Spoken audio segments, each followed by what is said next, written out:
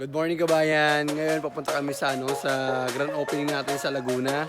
At kita-kits tayo mamaya. Bye-bye.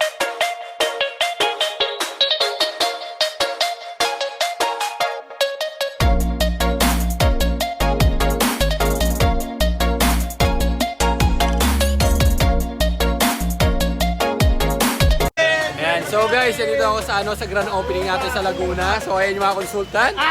Ayan, gawin naman kayo guys, gawin naman kayo. Parang ayaw yung sumama sa vlog ko. Ayan, so ayan, ito yung grand opening natin. Ayan yung card. Ayan. So ayan yung mga konsultant, ayan yung mga sumusuporta sa grand opening natin.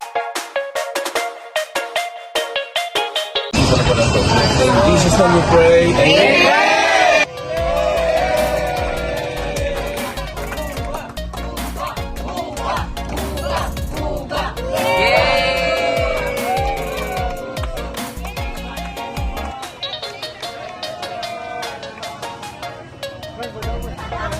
Yes! So nandito kami sa Laguna. Kung ikaw nasa Laguna ka, punta mo na yung nearest branch dito. Let's go!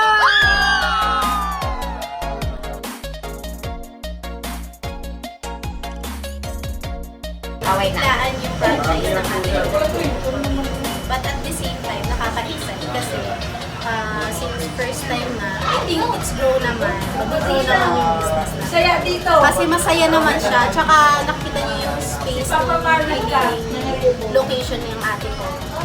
Very, siya, nasa tabing kalsada, may tawag dito, malapit sa Caltech. So, I think mag-boom naman siya. Tapos, ayun, since yung husband ko nga, mahilig siya sa milk. So, I think kaya niya naman mag-handle. Tsaka, based on training naman, natatandaan niya naman yung mga kung paano yung process na paggawa niya. So, ayun lang po. Anong ma-advise mo, ma'am, sa mga kagaya natin na first-timer na magpa-franchise kay Buba? Hindi, go! Kung gusto naman din, kung alam nyo naman sa sarili nyo na kaya nyo mag-franchise at alam nyo naman na kaya nyo i-handle yun, then why not? Go! Kasi sa lahat ng aspeto, kailangan natin sumunod. Yun. Thank you so much, ma'am.